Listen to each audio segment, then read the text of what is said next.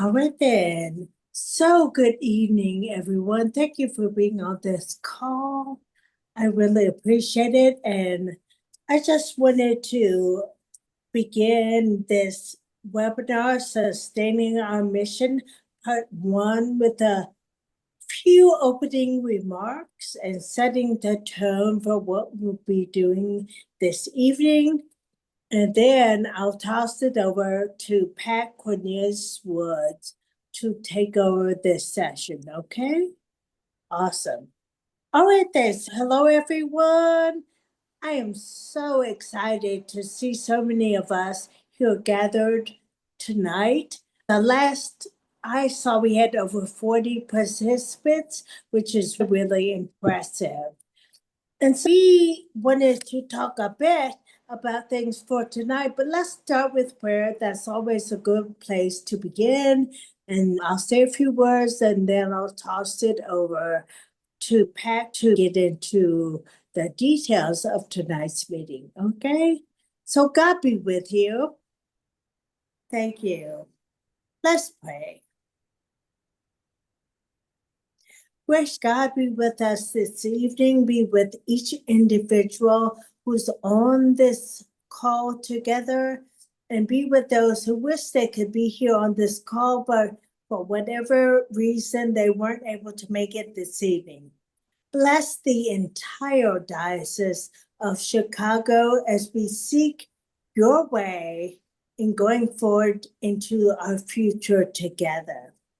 And bless this time that we had to learn more about the financial outlook that we have, not just in this year, but most importantly, as we face 2026 and beyond. Let us be mindful of all that we have and all that we seek to be in your name, O God.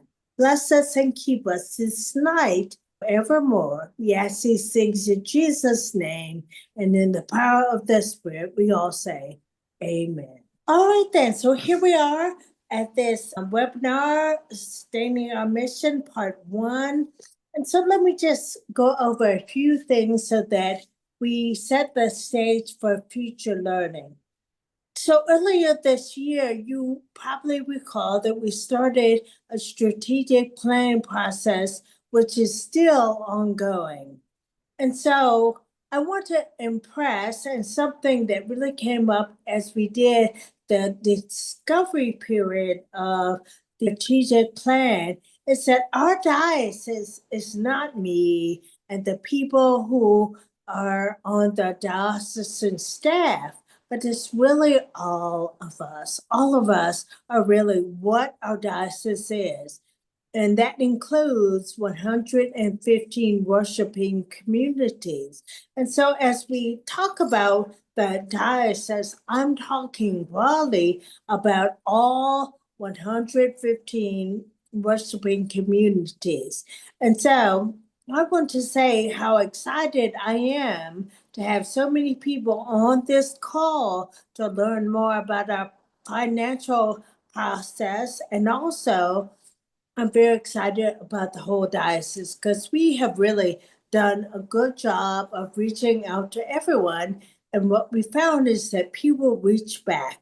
Indeed, we had almost 1,000 people who responded to the survey that we did.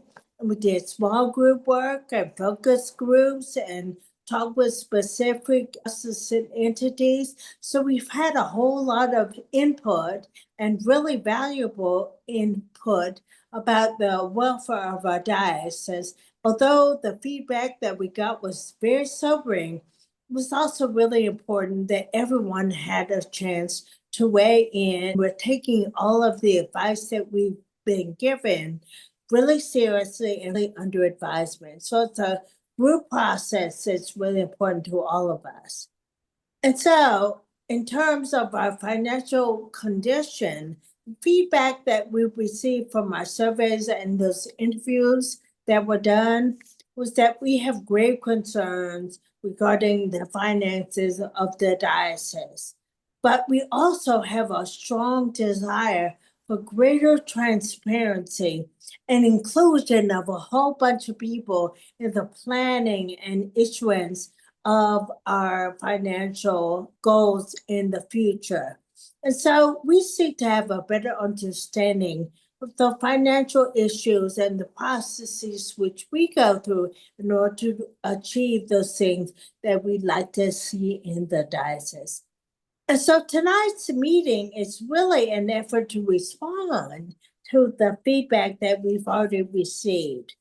And so I want to share some of the thoughts that I have about how we might be able to move forward with grace and faithfulness in all that we're doing as we are facing tough financial circumstances and realities. And so I want to say that we're really in the initial part, the very beginning, early stages of putting together a 2026 budget. And so we're not able to offer specific details right now. We don't have them yet. But what we want to do is make sure that you know how the process goes. And we want an opportunity to think about some very serious issues, to think about them very differently, and to think about how we prepare ourselves for some of the big challenges that we face as a diocese. And so we know right off the bat that we have limited resources and cannot support everything that we might want to do. But we do want to prioritize those things that are really important. And we know that we will have challenging choices that we have to make in the future. And so while all ideas are worth considering, we can't do everything, but what we have to do, we'll try to accomplish. And so I want to talk about how we make some of those difficult decisions. And so I'm going to put it in a visual. I want you to think about it visually, about concentric circles. So we have a center and then other circles surrounding the core group of things that we have. So we have a center core circle, and we have an outside circle and other circles around it. Okay, so if you have that in your mind, let's talk about what that means. And so if we're talking about concentric circles, let's start in the middle, at the very beginning. Those things that we must do as a diocese. And so canonically, nationwide and wider, because we have more than this nation in the whole church, the whole Episcopal Church, we have to, at the core, have a bishop. And the bishop does, of course, ordinations, confirmations, and required visitations, which we're trying to get through. And I'll be finished, hopefully, by the end of this year. And so that's a basic necessity, having a bishop. But we also have governing bodies which are mandated by our canons, which are the Commissioner Mincicam, a standing committee which has ecclesiastical authority in the absence of a bishop, and then also the diocesan council, which is required by church-wide canons. And then in our diocese, the Diocese of Chicago, we have other diocesan canonical bodies, which are Diocesan Foundation, the trustees of the endowment, and bishop and trustees, for example. There are others, but those are major ones that we have to have. And then we also have to have a diocesan convention. More on that a bit later, but that's a requirement that we have. And then also we have to have discernment processes for people who are discerning ordained ministry. And the COM and the standing committee deal with those.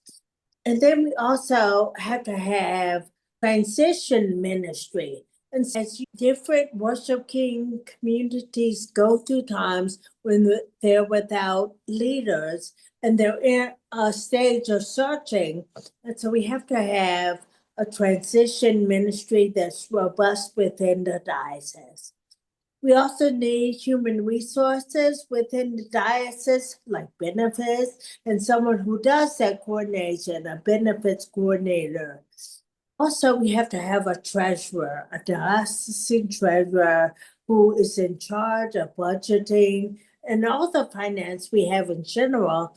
And that's why we founded the finance committee for our diocese that oversees all the different entities that have a say in our whole budgeting process for our diocese.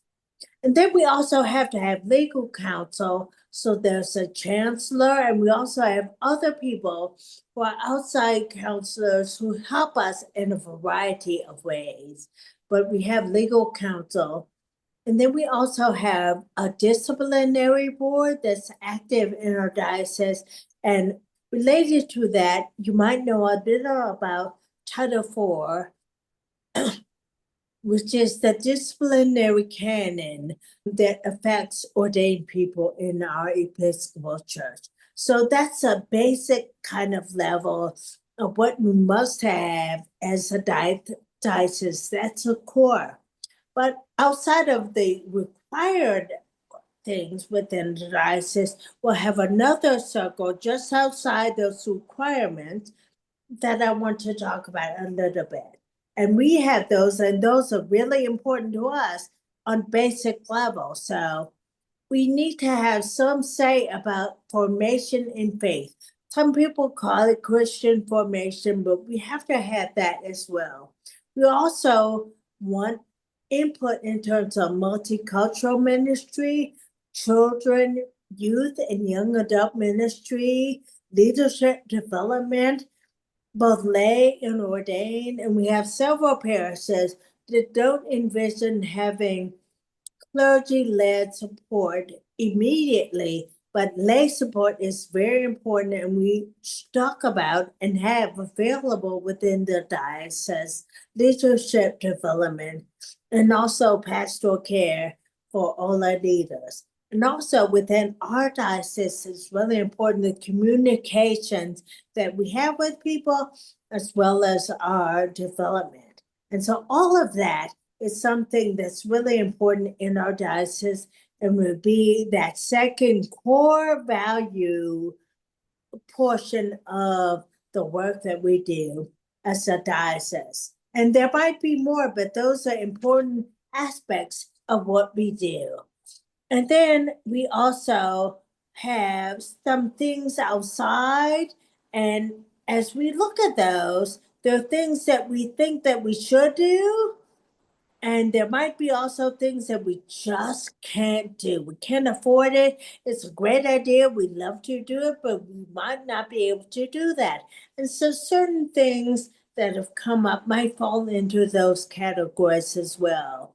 And so, like, we had a Vibrant Fierce Conversation program. You might remember at one time, but I'm not sure that's something that we can do right now. That's an example of what we have going on and how we could go forward in our diocese.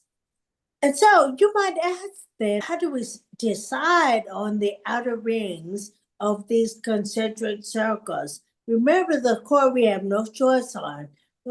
As we go outside in other circles, we have something that we can say about the priorities of our diocese. And that's where we have the strategic plan coming into play. That's when we actionalize and really focus on what we can and what we cannot do. And so there are 4 areas that we talked about for that. First, sustainability, financial sustainability is really important to us.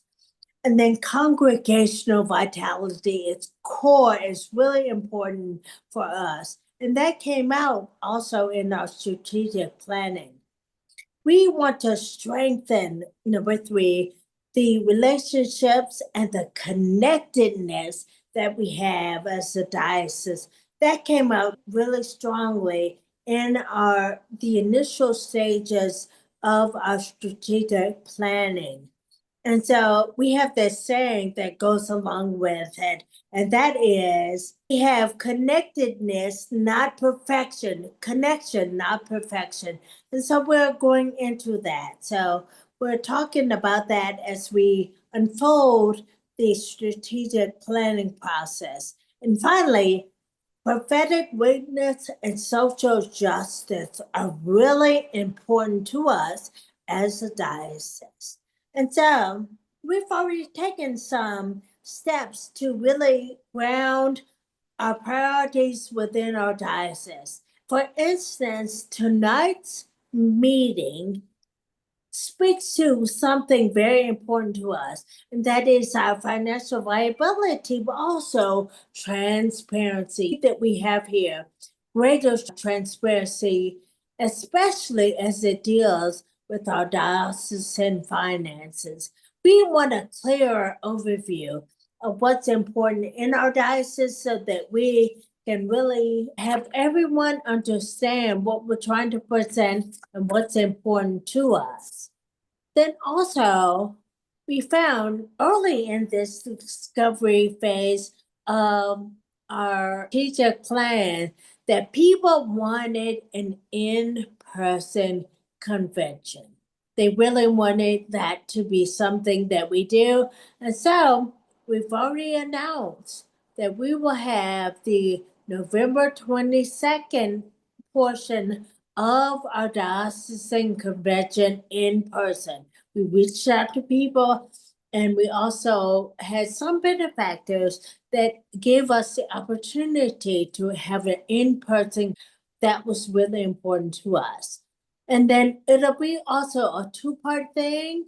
And so we'll have on November 18th an online aspect to our convention, those things which we can do online, like voting and assignments and that kind of thing, but we'll be in person on November 22nd, as I said, in Rockford, Illinois. And so also, you'll note that we've begun to change our ways of communicating and having media strategies so that we're more inclusive. More people would be involved, and we have that transparency. And so connectedness, but not perfection, but we aspire to be able to involve more people and have it more inclusive, especially from our congregations. And then finally, this strategic plan will be evolving, and it reflects what we hope to accomplish as we move forward in this 2026 budget cycle and what that 2026 budget will be. We'll try to include the ideas of many so that we can reflect what we need. But that transparency is key in all that we do. And this gathering tonight is an attempt to respond to those concerns and priorities which were identified as we went through the initial stages of this budgeting. So no details as of yet because it's evolving.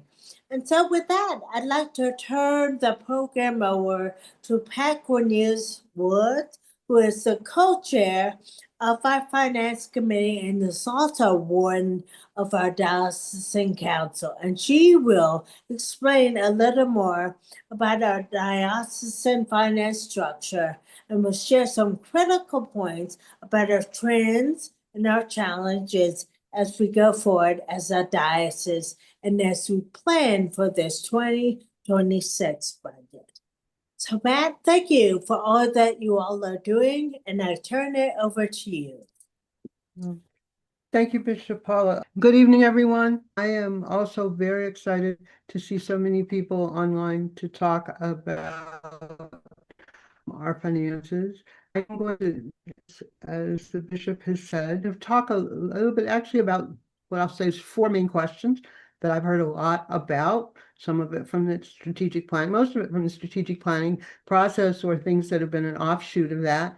And the assumption under all of this is that we are working toward greater transparency, greater inclusion of perspectives. But question number one, there's been a lot of discussion about the diocesan financial structure, that it's complicated, that people don't really understand how it all fits together. I'm going to talk about that briefly, beginning with the concession that it is complicated. I'm going to talk a little bit about the finance committee. I've had questions about who is this group, what are they actually doing, how do they fit in this complicated structure? And then I'm going to spend some time talking about trends and realities that we have recently discovered as we've tried to delve into kind of how we address our finances as a diocese. And then lastly, spend some time talking about the budget development process. As the bishop said, it's a little early to be able to actually talk about the budget itself. The process has begun. It started in mid-June, but that was a process of asking, of seeking requests, of collecting the information that will go into the budget. That is only starting to be back and be aggregated right now, so there's just no details as yet to share. But what we can do is talk about the process and the decision-making process that we anticipate going into. Bishop Paula has talked a little bit about that, framing it in the concentric circles, but I'll try to flesh out some of the challenges and issues that we face. If you could advance the slide here. Next slide. There we go. Okay. So first I'm going to start with that back one, please. Can we go back one? There you go. Great. Thank you. I'm going to start first by talking about the diocesan structure. And this is a simplification of what has a lot of moving pieces and a lot of people.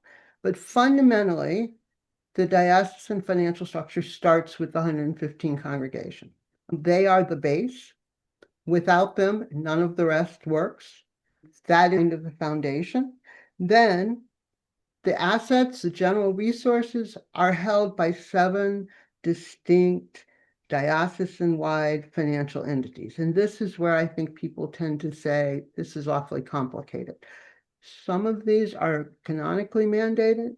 Some of these have been created through convention action. Most of them are very historic in terms of how we structure. And overarching all of this is the bishop at the top as an umbrella. All of these components are interrelated. One of the interesting things about them is that all of them get their revenues essentially primarily from one of 2 sources: donor contributions or investment earnings.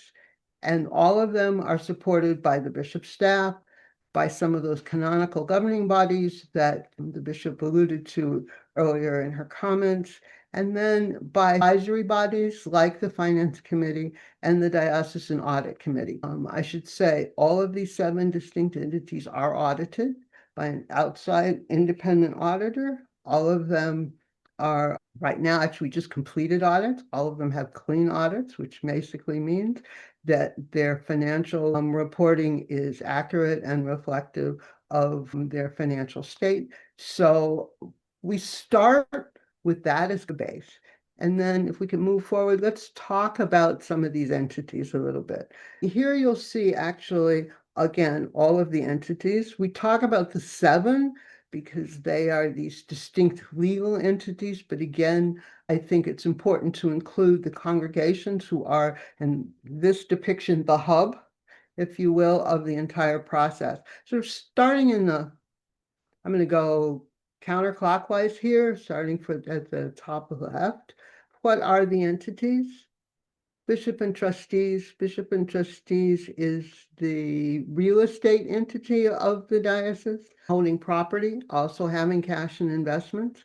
It is also, like you will see with almost all of these entities, it infuses some of its resources into the congregations. In its particular case, usually in the form of either vitality grants or in the form of what we'll call property grants. That is, grants to mission churches for whom it holds the deed to be able to attend to physical property kinds of issues. They also, in some cases, offer loans.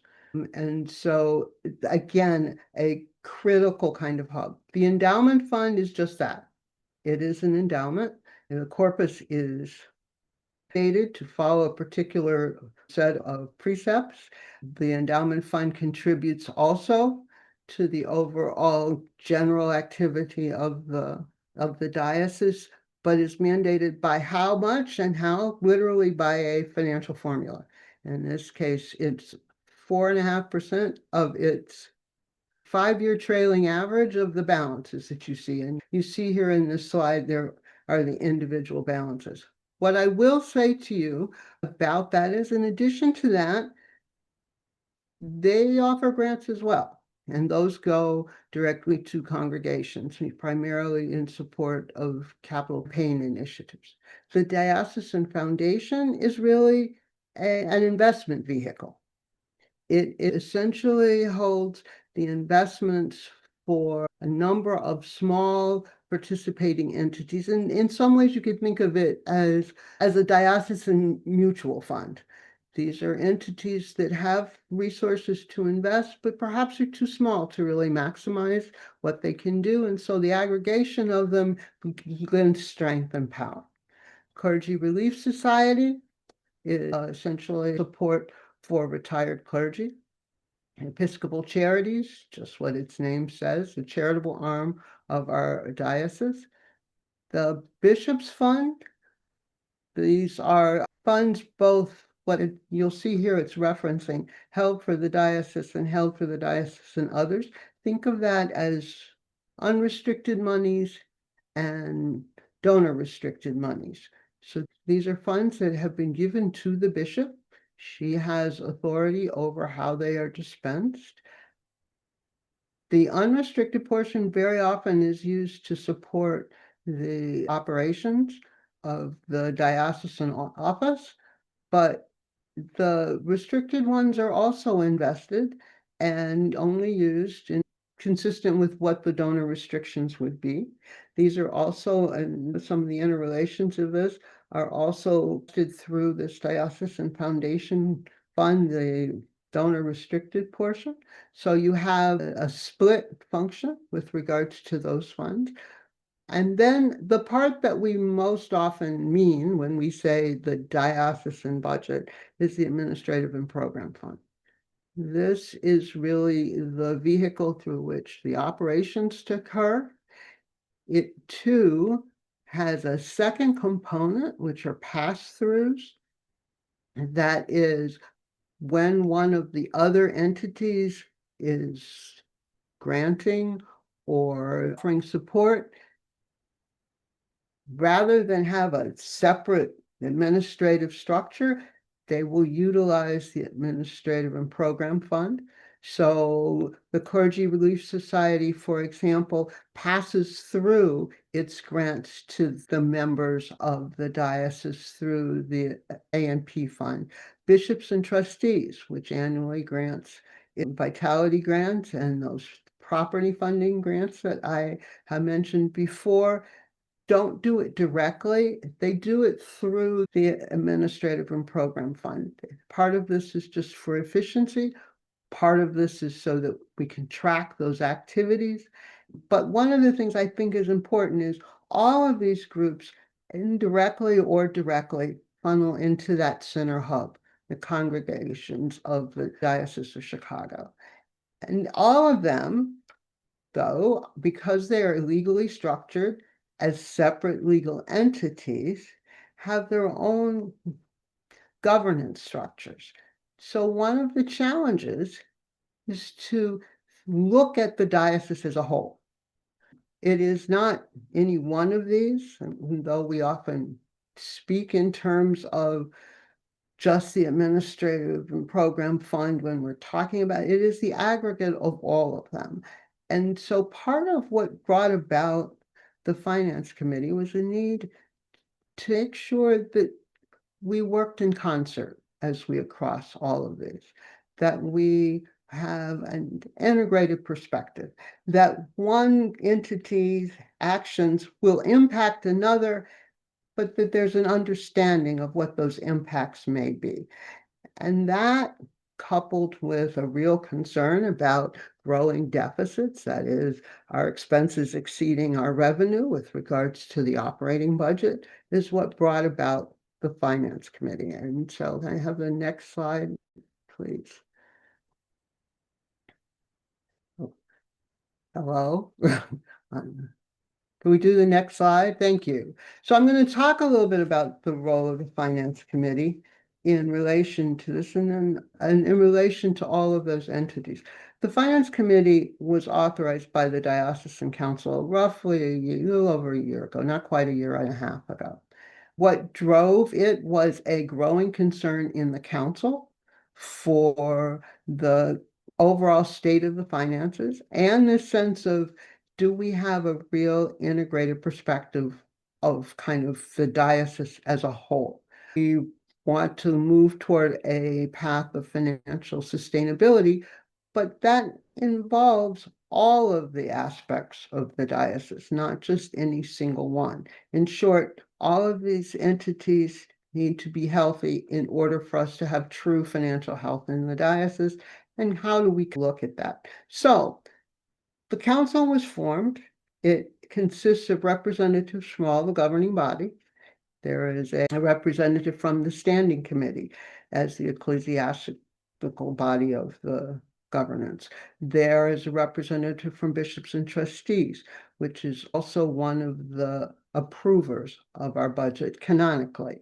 There are 3 representatives from the Diocesan Council, which is the initial approver of our budget going forward. There is a representative from the trustees for the endowment, again, because this is an entity that contributes a significant amount of money every year to that operating budget. And then there are 3 at-large members.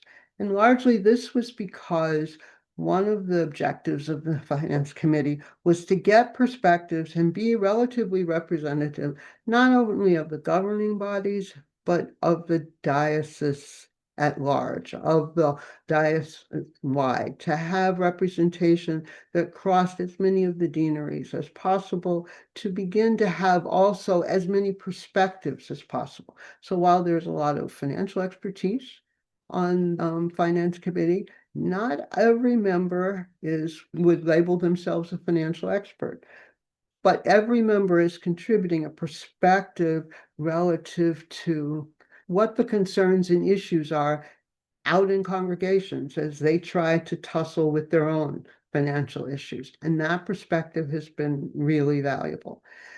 So the committee meets monthly. We have spent a lot of time in our first year just learning about both the structure that we just talked about and the trends, some of which I'm going to share just shortly. We have spent a lot of time discussing mechanisms for increasing accountability. We have implemented a quarterly forecasting that exists so that we can avoid surprises. So every quarter, we turn to the people who have operational responsibility for components of the budget, and we say, tell us how you think you're going to end up the year. Tell us what happened that was unexpected. And that discipline of forecasting, we believe, will be really critical as we figure out how to move forward. It will inform our decisions, and it will build this path to diocesan-wide financial health. The one thing I do want to say is the Finance Committee is an advisory body. It responds to the questions and the needs and the quests and the activities of the canonically mandated roles of the governing group. It does not in any way usurp them, and in fact, does not have that kind of governance authority. We recommend, we inform, and one of the things that distinguishes us is our focus is on financial sustainability, so that's where we can devote our time. We're not pulled by other kinds of mandated roles, and we can make recommendations and strategize just on those questions. Let's do the next slide, please, and then I'll stop and see if there are any questions. We've gone through a lot already. One of the things that the group also has done, and again, this was shared a year ago when we began it, it continues to evolve, was begin to model what's actually going on. There's a lot of our initial work was to define the problem. You can't solve it if you don't know what it is. And so we began to model what was actually going on. And we modeled if the trends that had been happening continued, what would happen. The primary trends, we were seeing rising costs. We were seeing declining congregational giving. We were seeing a flat development and fundraising. The results of that were that deficits were growing, and left to grow could equal a significant part of the actual budgeted costs. That is not sustainable. One of the things that also happens is that deficits are being offset by assets in reserve, most often the bishop's fund, but in some cases we have offset deficits using resources from some of those other entities we discussed about, most notably B&T and the endowment fund. But each time that we use those assets to offset a deficit, we reduce the corpus, and therefore we also reduce our investment earnings. And so it becomes a vicious circle, and we recognize that we needed to stop that in some way. We also know that the Bishop's Fund reserves, which were the dominant source of offsetting deficits for years, would be fully depleted, at least the unrestricted portion of it that I spoke of before. So once we modeled what would happen if we didn't do anything, or we kept doing the same thing, we started modeling how we could slowly but surely move back toward a financial sustainability and a more viable and reasonable budget. Now, when we began this in 2024, we were looking at about a $1 million deficit. That at the time was 25% of that budget. It became evident that to reach a break even in a single year's time would be chaotic, convulsive, and actually I feel like we would have had to be the diocesan doge, which we had no desire to do. So we thought about how we could incrementally address these questions. One was to have a strategic plan that could tell us where are the priorities, because we knew we were going to have to make choices. So we had to have a vehicle that could say to us, this is what that foundation of the diocese, the people of the diocese want us to be doing. We also thought that we would have to do this gradually, because that was the only way to avoid the kind of disruption and chaos that really almost works against your objectives. We know that we need to reverse the decline in congregational giving. And we knew that we needed to begin to build an infrastructure that allowed for development and fundraising. The goal with all of those was going to be to decrease annual deficits. We would, because it was incremental, still see some use of reserves in that incremental time, but the goal was that we would use less. Instead of depleting $6 million by 2028, which was our target year, we would deplete only about 1.6 million. And that was a way to, again, this is of the Bishop's Fund, and that was a way to slowly move us to where we wanted to be, but in a way that allowed us to consider choices and hopefully achieve break even by 2028. Can I use the next slide? And I'm going to say, does the idea work? This is a graphic of essentially what that model was looking to do. The red bars in this graph are the expenses and where they would have gone. You can see they continue to grow. And the period of implementation of this, what we call path to sustainability, this modeling began in 2024. So you can see the blue bars are the target expenses and how we hope to bring them down. This is aggressive in some ways, but we thought reasonable. Similarly, with regards to the revenues, you can see the red line is where historically we would end up if we continue to have our declines. And it essentially gets us almost to significant deficits. So the blue line is where we would hope to achieve that kind of break-even target relative to revenue. And again, this is revenue aggregated from all sources, investment income, returns, giving. In the case of the annual budget, there's some small program fees, etc., just in total aggregate. But the real challenge was to halt that decline in revenue that we were seeing and bring those expenses down. Next slide. All right. Does it work? There are all kinds of indicators and all kinds of assumptions in any financial model. But one of the things we wanted to do was minimize depletion of the bishop's fund. So again, keep in mind that we began this in 2024. The red line in this graph is what would have happened to the bishop's fund doing nothing. That was an unacceptable option. The blue line is where the model would have us go.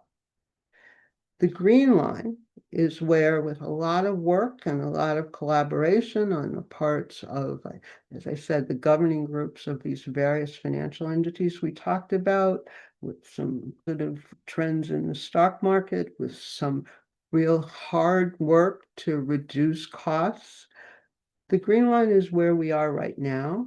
The dotted line portion of that is the trajectory that we are on. So you can see that after essentially what ends up being about 2 years of work, we can make a difference. We can make a change. Now, will we achieve that green line and maintain it all the way? I have no idea. The stock markets that were very beneficial to us in the last year are in a very volatile state right now. That alone could make a difference. We are still dealing with significant deficits, though smaller than they were. There are a lot of factors that could go into this, but what this graph does say to us is the possibilities of achieving our model are there. We can make a difference. We can make tough choices, and we can end up in a better place, as it were. So that's where we are. And I'm going to stop right there just because I know it's a lot of information, and see if there are any questions. And if not, I'll continue talking a little bit about the specific challenges we face with this budget. Okay. We're not hearing any. So let's move on. Next slide. Okay. Okay. Anytime you want to offset a deficit, it's really straightforward. You need to either reduce your costs, increase your revenues. What is the percent cut we need to make 2026 to stay on this model? We need to, so this is a question. It says there are two questions here. Who's the money manager for the Bishop's Fund? I will say, I believe the investments for the Bishop's Fund are coordinated by the Diocesan Foundation Board. That's that entity that sort of manages the Diocesan Foundation Fund, the little mutual fund. They work collaboratively, so they are the investment committee in some ways of the diocese. And then the question of what would be necessary percentage-wise, we look at it in terms of dollars, but the goal would be to reduce the deficit by another $250,000. So we have achieved about a $250,000 reduction in deficit from when we started this. We would like to achieve another $250,000, and we'll talk about that a little bit going forward as well. And there was another question that came up in the chat just now that I did not see. Want me to read it, Pat? Yeah, could you, From Rana? Hannah. It's, yeah, a clarification question. The governing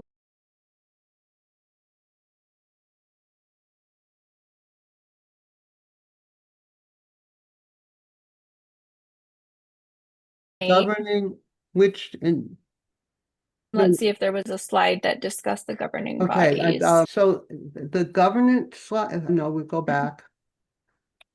When you're talking about when you say I guess we go back to the bubbles. That what you are seeing here are the asset balances for each of these entities as of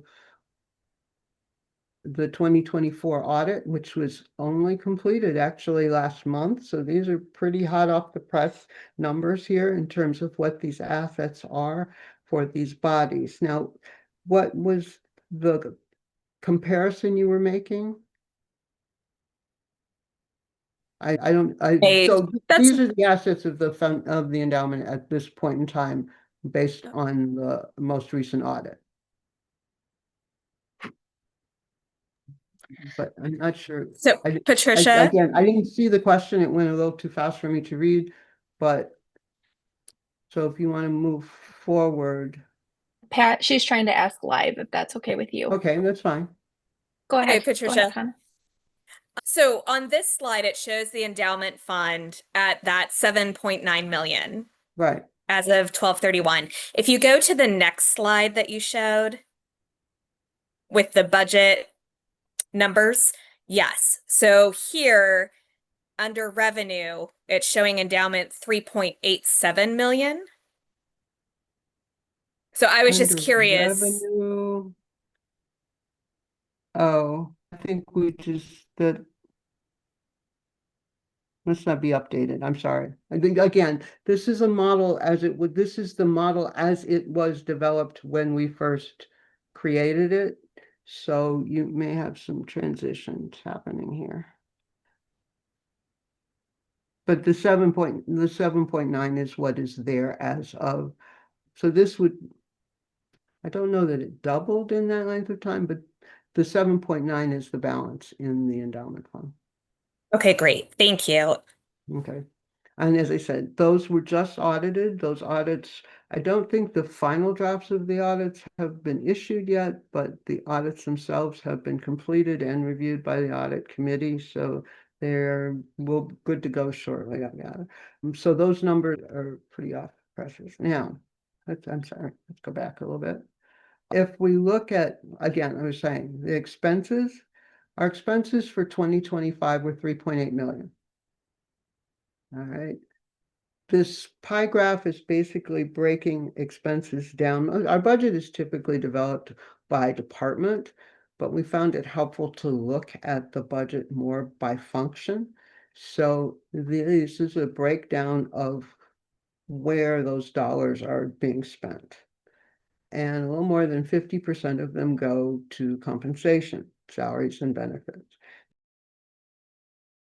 So dramatically is the annual increase in health insurance, which for the staff salaries very much parallels what is out there for the clergy.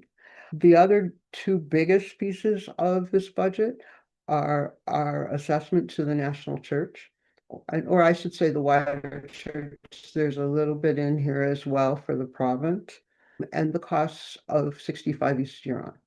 The rest of the budget is general administrative costs. That's things like supplies and other kinds of liability insurances and various things. There's travel. There's a little bit now in this budget to support development as we begin to work that infrastructure. And then the rest of an aggregate of programs. And programs, college for congregational development, clergy formation, supports in relation to the Commission on Ministries, any range of activities. This budget does not include pass-throughs. So any supports that we're going for vitality grants in support of what else? The clergy society, etc. They are not reflected in this 3.8 million. All right. The trouble is that because we have a few very large buckets, the options for where we reduce costs start to be, and historically have focused on compensation. This was the biggest bucket. And can I show the next slide here? This is the challenge. This is a tracking of the number of FTEs that have been included in the bishop's staff since 2009. So going back about 15, 16 years. You can see that it's bobbled. It hit its peak in 2014 when there was a staff of 27. We are now at its low point. There is a staff of 13.5. So you can see that in 10 years, it's been reduced by 50%, but just since 2021, it's come down by 22%. The largest component of our budget has been reduced almost to as low as we can get it and still do all that core work that the bishop spoke to. So it means we can't use or rely on that component of the budget when we're looking at how to manage costs or reduce costs further. And that is the budget challenge that we face as we go into 2026. Probably the biggest piece of the expense challenge that we face, because this is not a padded budget at this point. All the low-hanging fruit is gone. So we have to be creative, and we're going to have to change how we do things, how we think about things in order to be able to find new dollars, if you will. The next slide. The other side of offsetting a deficit is the revenue side. This is the revenue challenge. This pie graph shows the 2025 budgeted revenue broken out by source.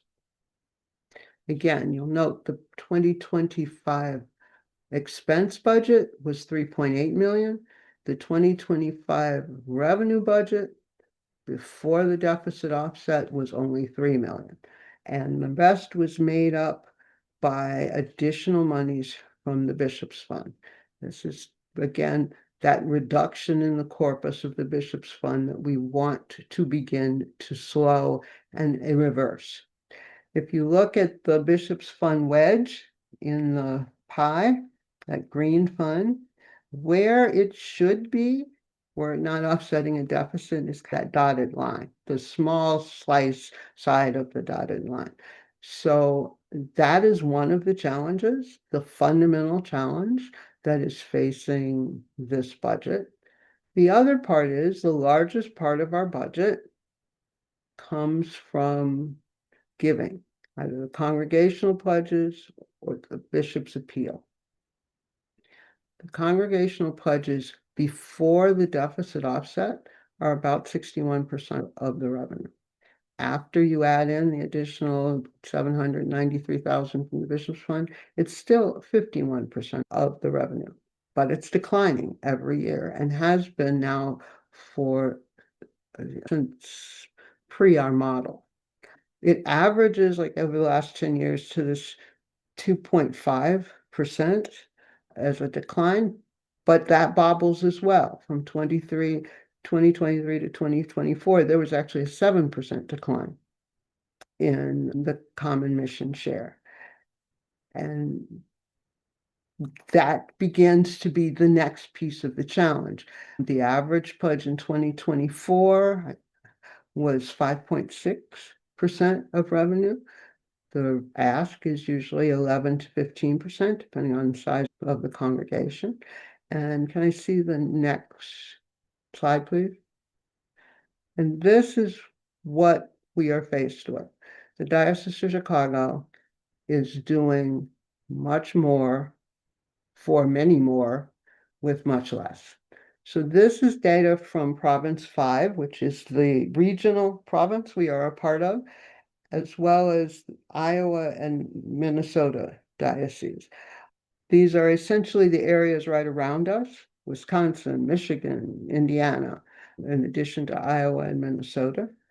If you rank the diocese by number of parishes, the Diocese of Chicago is by far the largest. This changes a little bit to year in terms of absolute numbers, because numbers of parishes within dioceses are changing, even within ours, but the shape has not changed. We are the largest by far. But if you look at the assessment weight, which the province defines as being the percent of this region income, it should be revenue, that on which that congregations give to their diocese, we are also at the extreme and the lowest by far. This was 2023, and it was about 6.1% as an assessment rate. You saw that in 2024, we were at 5.6%. But this is the other challenge. As we try to deal with what can we support, what can our resources cover, we are faced with this challenge that we are bigger by diocese, we are bigger by parish number, we are also bigger by actual worshipers, by significantly 10,000 people or something like that. We are also amongst the biggest, I don't know if we are the absolute biggest, we are also amongst the biggest just in sheer square miles, which, though we don't really think about it in those terms, adds cost. Because every time we want to come together, some of our congregations travel huge distances regardless of where we go. And that is cost. When our staff want to support a congregation, to visit that congregation adds cost just because of distance. So this is the other part of our revenue challenge that we are faced with as we begin to tackle the issues of the budget. So when we get to the budget itself, and I'm going to, next slide, please. We can talk about, we can do this one too. Can you go to the next slide? I think these are out of order. Oh, there should be a slide in the middle. There's one you skipped. There you go. Thank you. When we start talking about the actual budget, one of the things that the Finance Committee discussed at some length, ultimately endorsed by the Diocesan Council, was what do we use as the guidelines for tackling the budget in light of these challenges? One, we are committed to this being a transparent and inclusive process. We will tell you what the issues are, and we will tell you why we think they're the issues. And that's what I hope we've begun to do today. When we look at the strategic plan, we are trying to make sure that even though the plan will not be finished, which means all of the action steps for it will not be finished, it will be a multi-year plan. And to the extent that we can, we want to both recognize the realities of the financial limitations that we face. We also want to respond to the priorities that you have told us about. So something like inclusion of an in-person diocesan convention was implemented right away, as the bishop alluded to, in the 2025 budget. That was not in the budget, but we had raising support that allowed us to be able to accommodate those added costs. However, as we move to the 2026 budget, it is something we will also be considering because it has been set forth as a clear priority. That is a small indicator of how we want to try to make this budget responsive to these priorities. At the same time, we know that there will have to be some serious expense management, and we will have to increase revenues somehow. How we do it, I don't have an answer to right now. What the details will be and by how much, I don't have an answer to right now and don't pretend to. But in answer, this is in response to Richard Benson's question.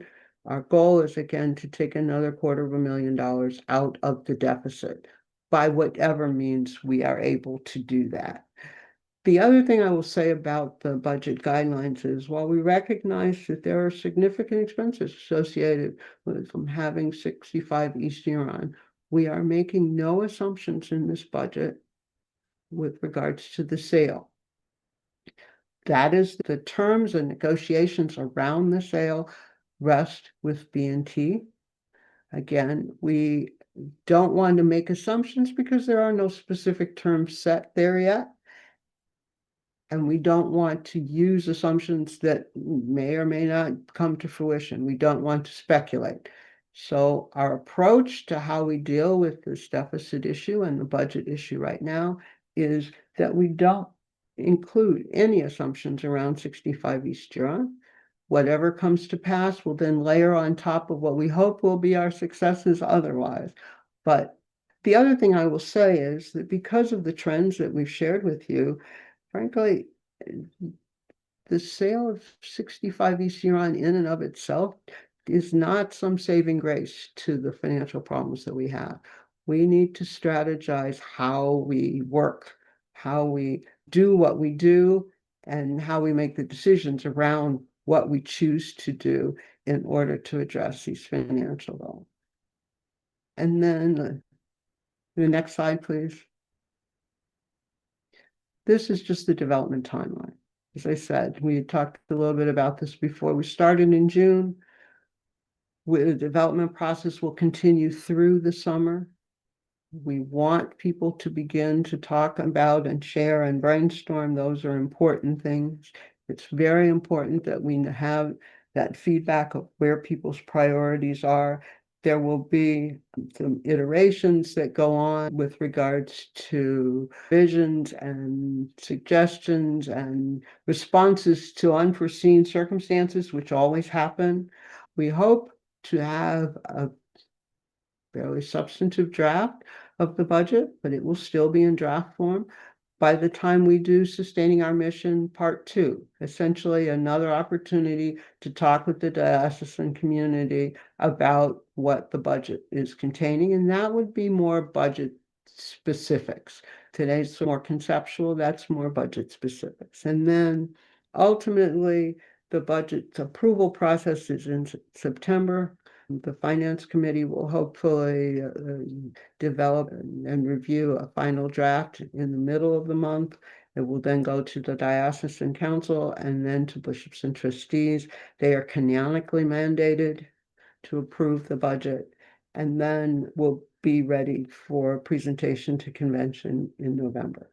There is a timeline that requires us to share a certain amount of time in advance of convention, which is why we try to have the budget approved by the end of September, and then to allow for that opportunity to share details. I saw a question pop up about whether or not the presentation could be available online. I see no reason why it couldn't be, so.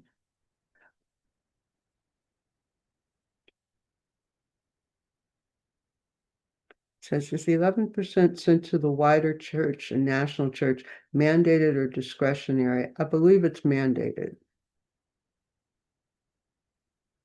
And again, Jen Tucker has said the slides will be posted online and in the newsletter. So yeah, I believe our 11% is mandated. I will say the other part, we are unusual in that we have a voluntary assessment. Most of the assessments throughout the diocese, throughout the country, actually, excuse me, throughout the provinces are flat and graduated and mandatory. Was our mandatory assessment removed? Here I have to defer to the office staff. Believe it was a conscious convention vote. Okay, thank you, Louisa. So the question that was raised, was our mandatory assessment removed?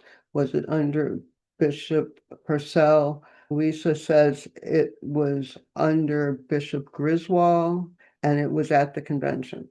I know that there was actually a committee and work on the diocesan council that had a lot of discussion over that move.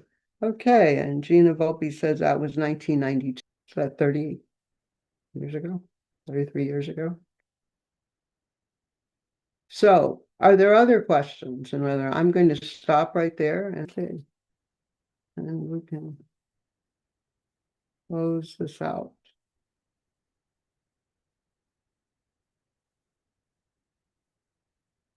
If there are questions or if there are thoughts, please do share them. And again, I appreciate all of your comments and such and look forward to your input. And we'll see you in August, if not sooner.